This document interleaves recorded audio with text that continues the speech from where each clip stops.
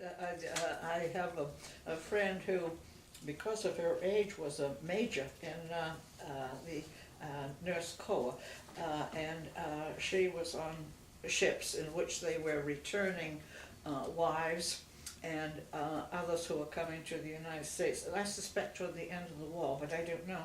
And when she was being interviewed here in the same living room by the reporter, I could have kicked her in a soft place, I'll tell you. She says, "Oh, I had a ball." I thought, what war were you in when you have a ball?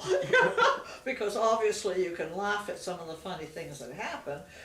War is never a ball. A war's a terrible thing, even when you win them. Okay, today I'm here with Mrs. Alba Thompson, and she's a veteran of World War II as well as the Korean War. What branch of the service did you serve in during I served in 4 of them because I was in so early. I was in 1942, and I didn't leave until 1948. And then I had 2 years of reserve duty too during the Korean War. But so that I was in the Women's Army Auxiliary Corps, then I was in the Women's Army Corps, then I was in the Army Air Force, then Army Air Corps is more correct, and then I was in the Air Force as it is today, because fairly long service. But I did move through those 4 separate ways of dealing with women in the armed forces. There aren't too many of us who can really claim that very early service, of course. Yeah. How long were you in the service for total? It was 10 years, yes. Yep. And your husband was also in the Yes, service? I met my husband in Korea, yeah. Why did you join the Army in the beginning? I think it was for the very same reasons that men joined. We were entirely volunteer, of course, whereas some of the men were drafted, of course, too. But I was young, I was healthy, I was unmarried, and I guess World War II was kind of a black and white war. You knew who the enemy was very clearly, and he was evil. Hitler, Mussolini, Tojo, they were evil. And for the same reasons that men volunteered to fight what they saw as being evil. I think that was it, yeah. Mm-hmm. And why did you stay in the service for the 10 years? I really had very exciting assignments. I was selected for a special course about which I knew nothing. It seemed very mysterious, and you were supposed to volunteer for it and be selected. There were to be only 2 from your total command. There were 11 bases, Army air bases in my command, and so I said, "Oh boy, I think this is to fly jets, so I'll be one of the first women to fly jets." And so I wrote out, in answer to that memo, I wrote out my wish to be considered.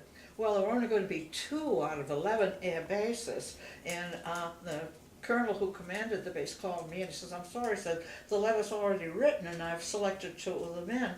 And I was brave enough at that point to say, "That's hardly fair. I only got that memo this morning." I said, and he was an old cavalry colonel, and he said to me, "Do you have a job?" I said, "Well, of course I have a job, sir." And he said, "And do you think it's an important one?" I said, "Yes, it is." He said, "Do you do it well?" I said, "I hope you think I do it well." And he said, "Well," he says, "I'll tell you what I'll do. The letter is double space between the names." He says, "I'm going to put your name in between the 2 men that have been selected from these bases." And he said, "And then over my dead body will you go if they don't select you." I thought that was a lousy deal, but it was the best I was going to get out of him. I said, "All right, so that's fine." And I got selected. And now, I know very well it wasn't because I was most distinguished or most intelligent or most beautiful or anything of the kind. But what I do believe is, because my first name is Alba, A-L-B-A, that they didn't know I was female. And so I was, at that point, I was simply Captain Army Air Base, you see, Army Air Force. And I'm sure they didn't know I was. And I'll tell you why I know that was true. I met there were only 2 women to go to each of those courses, really 2 schools. and you could have the choice of the finest university in the country. Harvard, Yale, Princeton, Stanford, Northwestern, and there was one other, Johns Hopkins, I believe.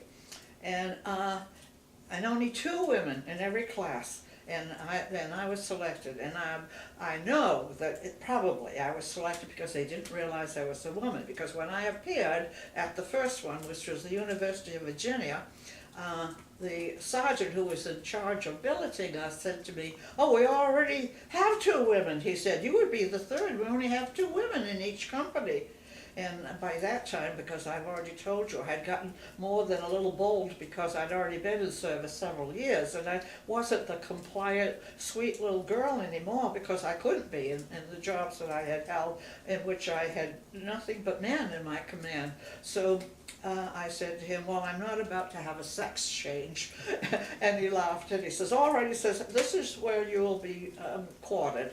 And he wrote out the number, and I looked, and it was a BOQ, a Bachelor Officers Quarters. And I says, "I'm going to love it, will the men? I'm going to be the only woman in the barracks." And he says, "Well, wait a minute." So then he had to reassign me, of course, with the only other 2 women that were there in the University of Virginia. And all the way through, they kept saying, "Oh, we already have our 2 women, and you're the 3rd one." So I knew they must have selected me, thinking that I was a male. Yeah. How old were you when you started? You had to be 21 to get into the Women's Army Auxiliary Corps. You had to pass a tremendous battery of tests. You had to take a physical, you had to take an intelligence test, you had to take a psychiatric test, and I've forgotten what else, because it was really rigorous. There were no women, you see, in the Army at that point, other than nurses. And it was rigorous. And I had to go to Fort Banks, just outside of Boston at that point, and historic, and I believe it's still there. I think Fort Banks is still there, yeah. What were you doing before you joined the Army? There was some time I was a between teacher. A teacher? I was a teacher, yeah. And I was just out of college, and I had taught only a year and a half, yeah. Mm-hmm. And what were you teaching in school? At that point, I was teaching English, maybe French and Latin too, but I was in the English department. That was something I cured, especially later on. I didn't want to be an English teacher. I thought I was pretty dull as compared to being a social studies teacher. So, well, I did have 2 major subjects that I pursued, and which qualified me as for a license to be a teacher in the state of Massachusetts. How did your parents feel about you joining the service? I never even told them while I was going through all the tests. And the reason I didn't tell them, they were both immigrants from Italy. My father would probably not have understood one of his girls, and he had 4 and 2 males. He probably would not have understood that desire to be in the Army. My mother was a sweet and gentle person, and I wasn't about to tell them that I'd failed in these tests and hadn't been selected until that had happened. And as a matter of fact, I was selected. But my father, who had been in the Italian army, said to me, "Well, you'll never even make corporal," he says, "because we make terrible soldiers in my family." He said, "They stripped the 2 stripes off of my arm because I hit one of the officers over the head with my mess kit." He says, "You probably won't get any farther." So as a result, as I moved through these different commands and so on, I always sent him a wire. Always the wire, which always said, "This 2nd lieutenant just made 1st lieutenant. This 1st lieutenant just made captain. This captain just made major," in order to prove to my father, it can be done. Now, did you experience any culture shock when you entered the service? No, not at all. I was always athletic. I was always of the psychology that my father really, by example, said, "You can be anything you want to be if you work hard enough." So no, I was never stopped by any of that. I was quite strong, there were very few of us. It was extremely rigorous. It was basic training. every one of our enlisted people, every one of our officers was male because there were no females to do that training. So you can imagine that some of them didn't like a World War II assignment that had them training women for the first time in the history, you see. They weren't cruel, they weren't evil, but I think they would have wished for something else, except that by the end of our training, we were all firm friends, and I remember that the general said it was the best assignment he ever had. Where exactly did you attend basic training? But it was in Des Moines, Iowa. Yeah. What was your specialty in the service? My specialty became civil affairs. The work with going along with some of the combat units, and after the war it was over, and during the war for that matter, trying to help them to reestablish their schools, their water system, their electrical system, and to, if they didn't have a government, to be the advisors to the government. And in my case it was in Japan and in Korea where I was sent. But I was trained before that. I was not only trained in the University of Virginia, but I was also trained at Stanford, where we took the languages of the Far East, in my case Japanese, and a knowledge of the culture as well as the military strategy that we would employ. We went out as total companies. Again, 2 women in my company. Don't tell me how hard it is today for a few women to be in companies that are all male. We did it, and it was easy enough. No difficulty whatsoever. Actually, I wasn't, the companies were complete, made up of lawyers, doctors, teachers, plumbers, electricians, everything you needed to run a province, depending on how large a company was, or to run a country. In my case, most of my service overseas was with bringing South Korea to the place where we stopped being advisors and then became just people who stood by and helped them as they came to being a democracy and running their own government. In other words, I was stationed in their Capitol building. There again, for a while, there was one other woman there, and she was a Russian combat veteran who came down the stairs with a submachine gun across her chest as I was going up the stairs, and the officer with me, who was American, leaned over and he says, "You are replacing her." And I said, "I don't think so." but it worked out well. Okay, now I'm going to move on to some more specific questions. I'm sorry, I didn't hear you, David. I'm going to move on to some more specific sure, questions sure. regarding your experience in the military. Being a woman, what was it like to be a soldier? Probably not much different than being a male, because I was always assigned to units and jobs in which the men that I worked with and the men that I commanded, that all of them were men, in other words, they're not women. If I had periphery duties like being an inspector for the WAC battalion, that was in addition to my being a supply and maintenance officer. And then later on, there weren't any women to command because I was in entirely male outfits. So I was in Korea. I had a terrific assignment of being the assistant to the chief advisor of South Korea, and the general who commanded that area was in the next office to mine, and my entire office was all males, as indeed most of the command was, of course. Yeah. Describe your average day when you were in Korea. In Korea, I ran the office of the chief advisor, and of General Helmick, who commanded the area, and of the Prime Minister of South Korea when the first legislature that they'd ever had came into being, because of course the Japanese had ruled South Korea for 35 years before that. So they were a subjugated people run by the Japanese as part of a military empire, or at least a resource for the Japanese empire. I had very young enlisted men. Now, I wasn't that old myself, but generally speaking, as the war had wound down and we continued with our work out there, out in the Far East, the replacements were very young, sometimes as young as 18 or 19. However, they were very willing to learn, very nice people, and giving commands or having to guide them and so on was a really easy task. The office, just to show you how complicated you might think it was, my files were in Japanese. The one big typewriter that we had was in Chinese characters.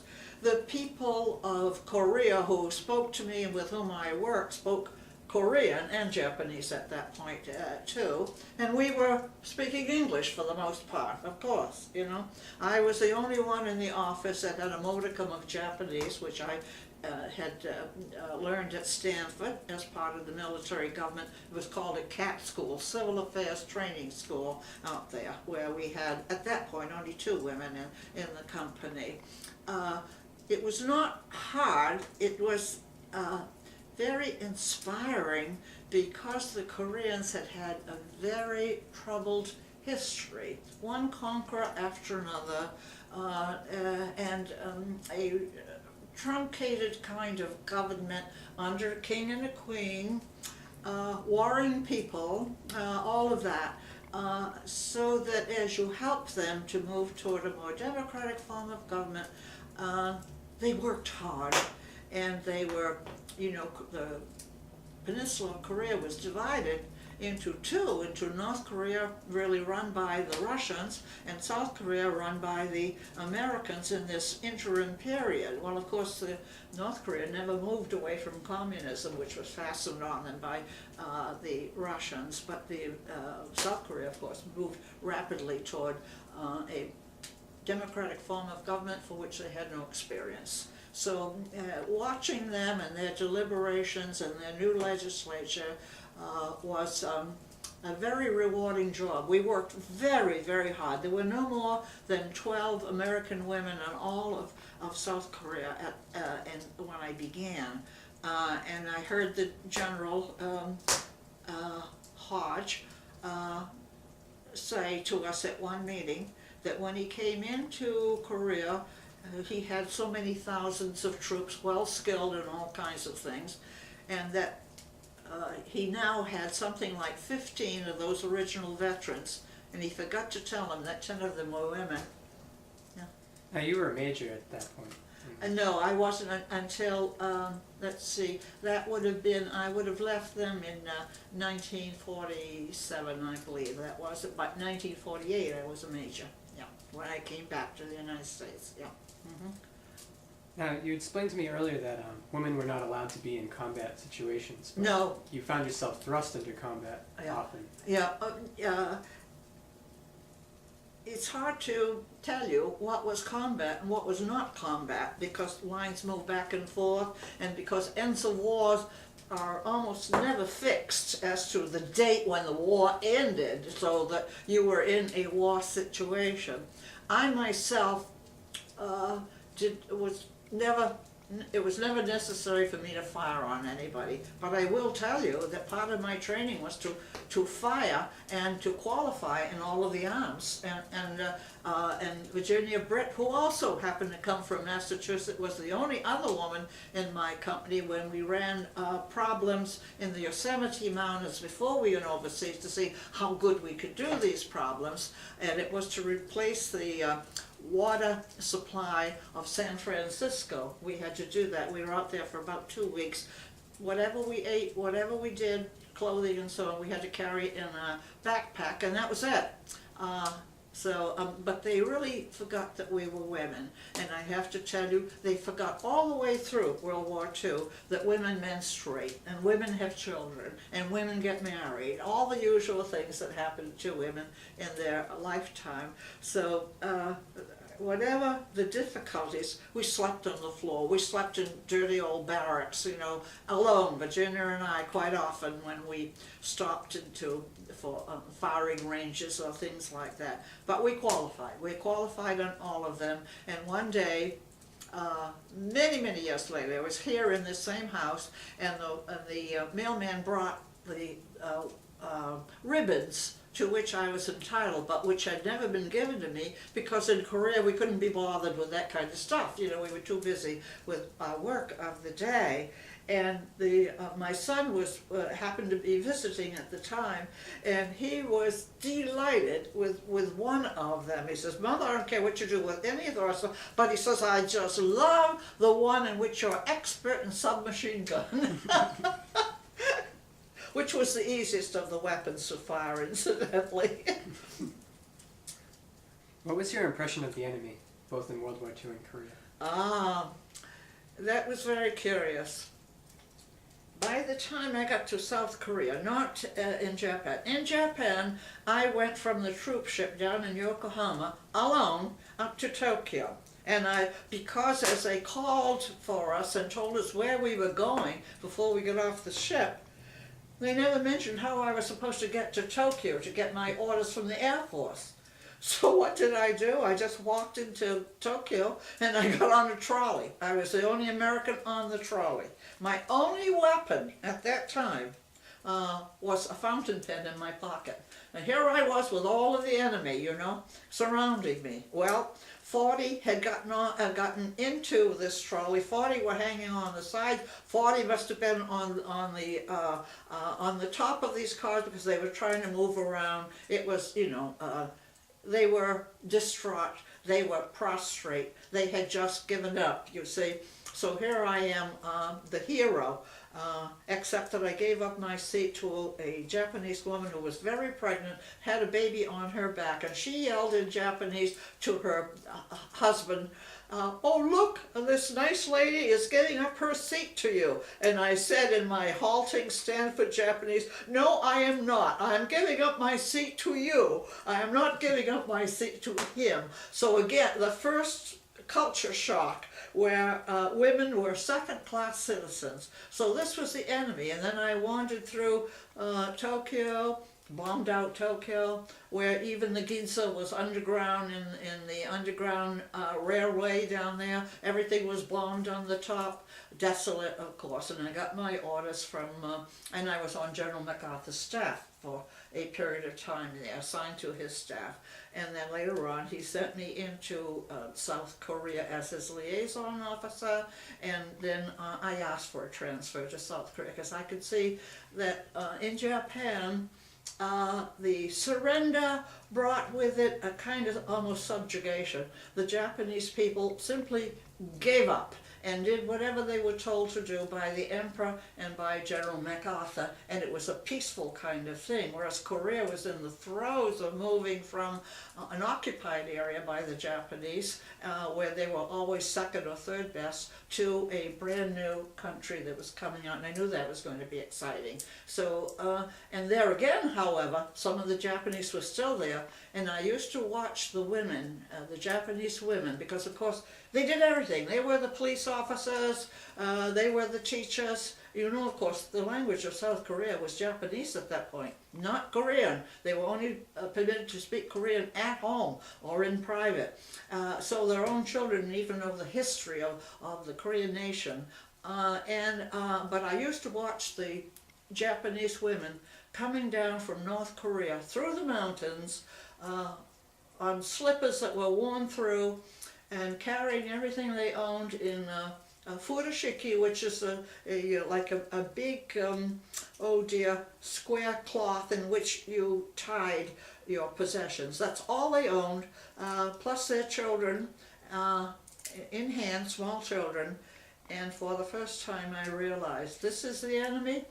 Well, you could hardly think of women sometimes born in Korea, married of course to Japanese, and diplomatic wives, all of that coming down.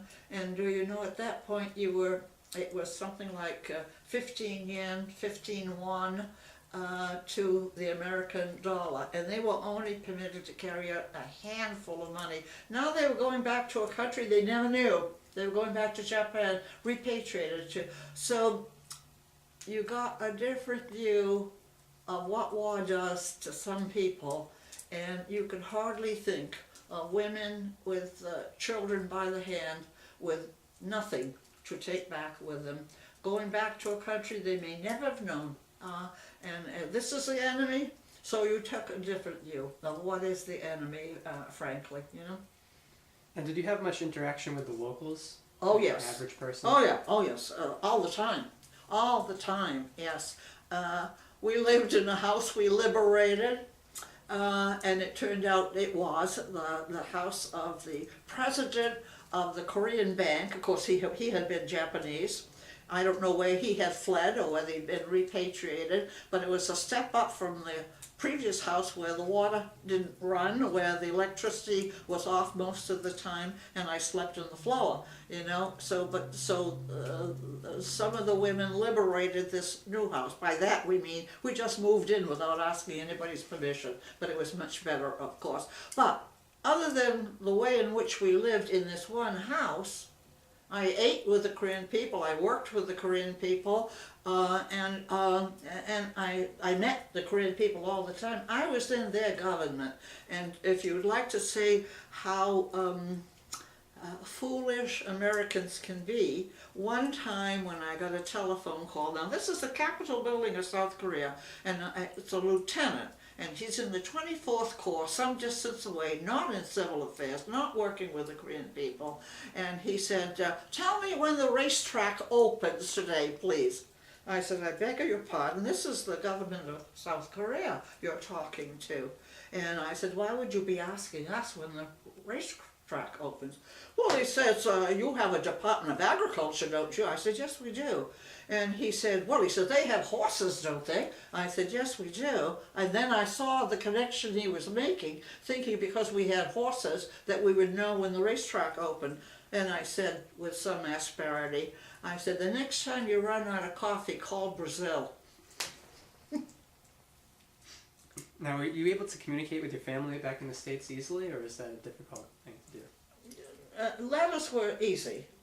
Nothing else was easy. Even the communications in Korea itself were of the most primitive types. A military magneto-type telephone that didn't work most of the time, and where the stations were named after liquors like bourbon, whiskey, rum. To me, that was always a little humiliating to say, is this whiskey? I'd like to have rum, you know. And then the minute they heard a female voice, of course, the GI didn't realize he was talking to an officer, so there was always some awful joke that came out of it. Well, I don't have rum today, but how about another choice, you know? But however, it worked, but it took a lot of doing. Of course, we had wireless, absolutely. And remember, I was in the government of South Korea, so that worked okay. But it took days, at least 3 days, even for a wireless to get back. But certainly, writing back home was no problem whatsoever. It just took a long time. How were you received when you returned to the United States? Was there a hero's welcome, or was there just kind of you came back to the States? No, there were just too many of us who returned. I don't know what happened to those who returned earlier, let's say in 1945. I don't know. But I'm not so sure we thought, or the nation thought of us as heroes. It really isn't like today, where in the war of Iraq, everybody's supposed to be a hero. Well, every soldier is not a hero, as you well know. Some of us were braver than others, and some of us gave a lot more than others. And those who died are in that category. Those who lost a limb are in that category. Those who are stressed are in that category, perhaps. But we were not all heroes, and we didn't think of ourselves as being heroes. We just we did a job that needed doing, and for which we eventually were trained for. And that was the extent of it. So we came home with all honor, I'm sure, but we didn't really think about how were we going home. Everybody had been in uniform. Everybody contributed to World War II.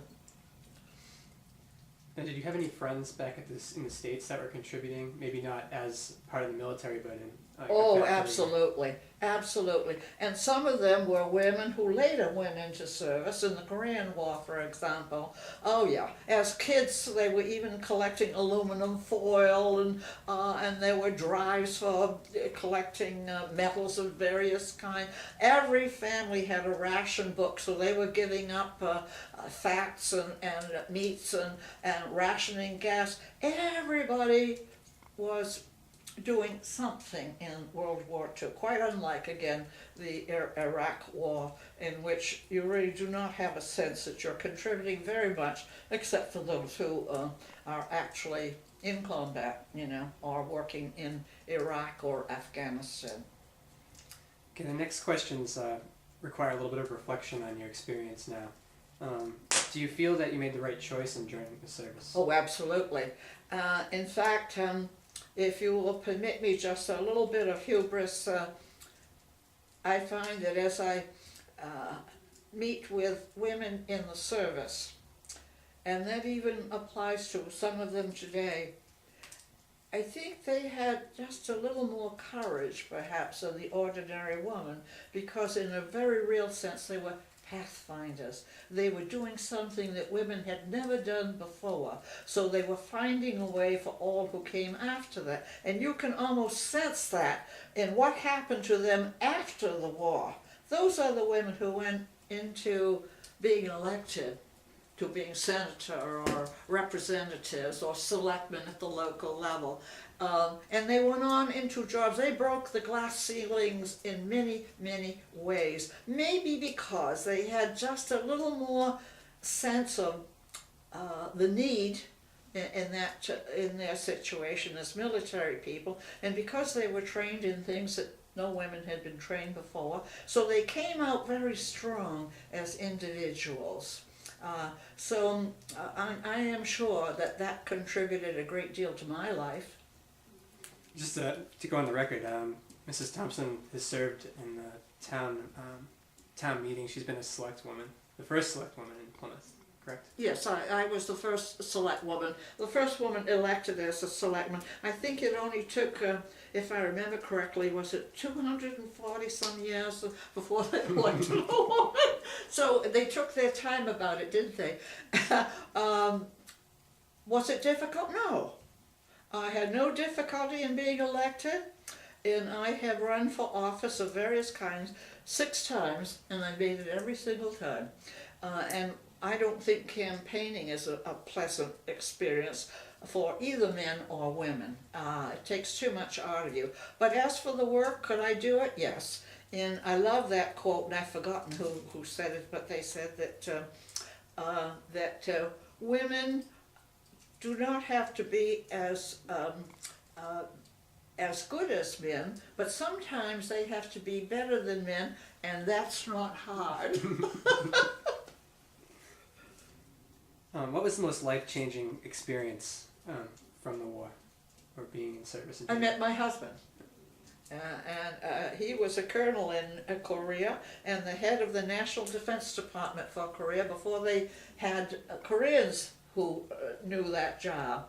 And we had a wonderful and very happy marriage, and had 2 great sons, one of whom is a chief operating officer of the Lexington Institute outside of Washington, and the other whom is a captain in the fire department.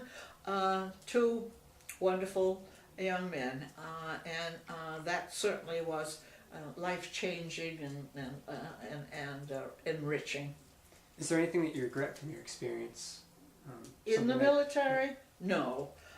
I'm glad that I was selected. I had unusual assignments, even by comparison with other women at that same time. And how about being trained in the Japanese language? How many people do you know trained in the Japanese? Not that I am wonderful, but that it was offered to me, even though there are only 2 women to every class, just like medical schools and like law schools at that time too. I went on to teach Asian studies, and the Army lists me as an Asiatic expert. That's pretty high-flown language, and I'm glad they're fooled to that extent. But isn't it nice that I got that kind of training too? Now, I've been back to the Far East at least 10 times, and I'm at home.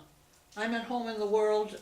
I know other people well, and I don't think I have any of the intolerance or the prejudice that some people who live more insular lives grew up having and still do, perhaps as adults.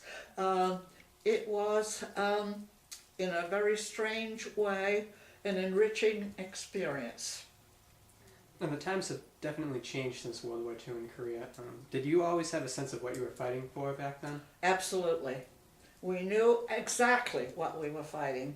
It isn't at all like the Vietnam War, where I'm sure there was a great deal of hesitancy on the part of some of the men as to whether that was a war worthwhile to be fighting, or why it divided our country so badly, why it ended in what some people call defeat. But that was not present in World War II. Currently, you're very active in the veteran societies here in town. Could you explain your work and what you do for the veterans? I am the Vice Commander of the Veterans Council in Plymouth. I am, of course, a member of the American Legion and the Veterans of Foreign Wars. My work is mainly with disabled veterans, but not in the council. The council holds all of the veterans organizations together and moves us forward into good areas. That's, there again, very rewarding work.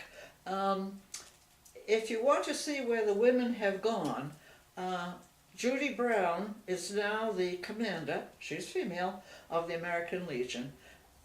Lynn is the adjutant of the American Legion. Her husband has been the commander of the Veterans of Foreign Wars. I am the vice commander of the Veterans Council. So do you see that in a way we've maintained some of our contacts through our veterans service along with veterans. Are there any difficulties? No, not at all. All of that is gone. And women who maintain that they're put upon, that men never quite accept them, and so on. I don't know why that may be so with individuals. It certainly is not so in Plymouth. I don't find that. Never has. As a matter of fact, I like it. Of course, I'm older, of course, than a great many of the veterans, but I like it that when the men come into meetings, very often they'll go over and give me a kiss on the cheek. That's nice, because when I was younger, that wasn't permitted. It's like kissing babies when you're campaigning, you know, that kind of stuff. But what does it show? It shows a tenderness, an understanding. You've been through exactly what they've been through, and they accept you along with everybody else. And that's grand, isn't it? That's grand that we come to that place. Of course there are some people who'll never get over a woman who's made it in business areas, economic areas, elected areas, who rise to the highest places and so on, and maybe they will never get over it. And you know what I say to them? To hell with you. In your opinion, what is the best way that Americans can honor their veterans? You honor your veterans by remembering what they need, through their benefits, and through the needs of their family. They gave a lot. Those who lost a limb, those who are impaired forever, whose families will need help all of their lives. That's the cost of war. It's tremendous. You know, when you think in terms of $3 trillion spent on the Iraqi war, $3 trillion? What could we do with an extra million in our town of Plymouth if we had it, you know? Would that make about 43 thousand, or more than that, 43 million scholarships for college, full scholarships, if we were to spend it that way. What could we have done socially, in health, in the welfare department, in pensions, retirements, in all of the social problems, in drug therapy? What could we have done with that money, you know? When you think trillions, I can't get above 50 cents without looking at the price tag, you know? So it's mind-boggling that we are spending that kind of money. That, of course, didn't happen in other wars, and maybe that's the nature of this particular war. But it also speaks to some horrendous mistakes made now. What was your question again? I need to be reminded. How is the best way that Americans can honor their veterans? Yeah, if you honor your veterans by taking care of their needs of all kinds, and those of their families too. What would your advice be to a young person today who is thinking about joining the service? Be careful. These are pretty hard wars that are being fought today. They are far more terrible than in the past in terms of their technological weapons. They are grim. You are always in danger if you are sent overseas. Always. I could walk the streets of Japan and Korea and feel quite safe, but they can't walk the streets of Afghanistan or Iraq. So that anybody who goes into the service today has to know what the consequences to himself and his family might be. It isn't the gung-ho patriotism of some other wars we have known, including World War II, in which I did most of my service, and the Korean War too. So that you have to be very careful about why you are going into service, and don't let it be because you are being rewarded, enormously rewarded, by bonuses and so forth to go into the Army, because the cost can be tremendous. So choosing to go into the armed service at all times is a very serious decision to make, and it should not be made lightly, and for many people, not at all. So I've always said that. I often have had students who say to me, I'm not ready for college after high school. Would going into the service be a good idea, even into the National Guard? And my answer always is, it's a very serious decision. The minute you go into the National Guard, you are subject to duty 48 hours in the day, it seems like, you know, around the clock. And you may be called to active duty at any time. So consider what you are doing. Don't sell yourself by a promise that you can go to college with a reduced tuition or so on. The price is very, very high. And for some, it's the ultimate sacrifice of life. So it is not an easy decision to make. Now, once upon a time when the men were subject to the draft, you knew a lot of people were going to go in, and you didn't have a choice about that, you know. But if you're talking about an all-volunteer Army, Navy, Marine, and so forth, today, it's a different proposition. Well, thank you very much, Mrs. You're welcome. I really appreciate you. Oh, sure, David. Hope it turns out well.